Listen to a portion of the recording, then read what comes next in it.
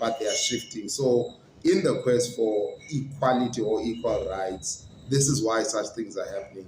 But also for the fact that in the case of a baby shower, a baby is produced by two individuals, right? So if the guys or the men want to aid and congratulate their brother through And that give him method gifts, and give him gifts, then I find that that's okay, because for a very long time, soon-to-be moms would collate with other moms, and they would make this big fuss about a baby shower, etc. You see, so I think now there's a slight balance, but also it's informed again by scholarship that actually has spoken a lot into feminist theory, into gender equality studies and gender equity studies that are seen transitioning and also moving forward into the times that we live in the current century.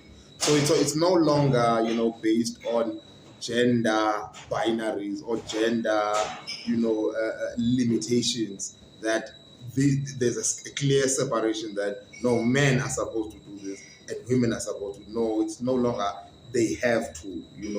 Men can still continue as they did before, on the strict condition and understanding that they treat women and children with respect, the respect that they demand as men. So as fathers, I think we're allowed to present presents to each other when one of us is about to be a father. I don't see anything wrong with it. It's not a mimicry or an adaptation, but it's moving on and at a pace of the current times, that you are supposed to motivate each other as men anyway. See, so.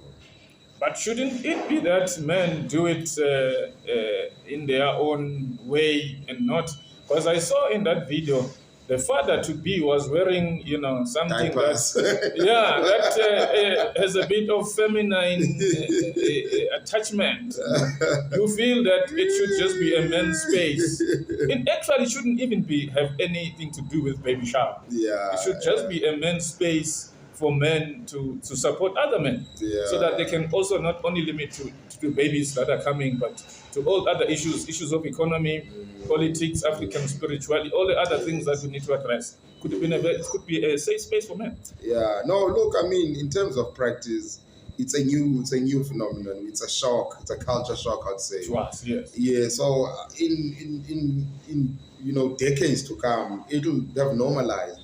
But the fact that a man wears a diaper, I think it's also linked to his, yearning of the womb, because as a child, or a newborn, as a man, you are still cocooned by, the link between the mother and yourself. So at some point, you can be 50 and your mother is 90, you're still a child. Yeah, you'll never grow up. You'll forever be a child. You'll forever be 2 years old to your mom. And even if your mother dies, those that are older than you will remain young. So I think if we look at those, harmless, comparisons and complexities, we'll be able to move forward more. Yes, indeed. In such gatherings, we discuss, obviously, national issues and national urgencies that actually need our mediation. I get that, but from a family perspective, it's quite harmless, because when the child is born anyway, you are going to your village and slaughter, go to a sheep and say what's in Beleko for this child anyway. Yes. So already you are engaged, in a baby shower of some sort, yes. or a birthday party of some sort anyway. But now you need your brotherly support from your peers. That's going to say, brah, you can't suffer or struggle alone. Yes, this is a great milestone for you in addition to the family.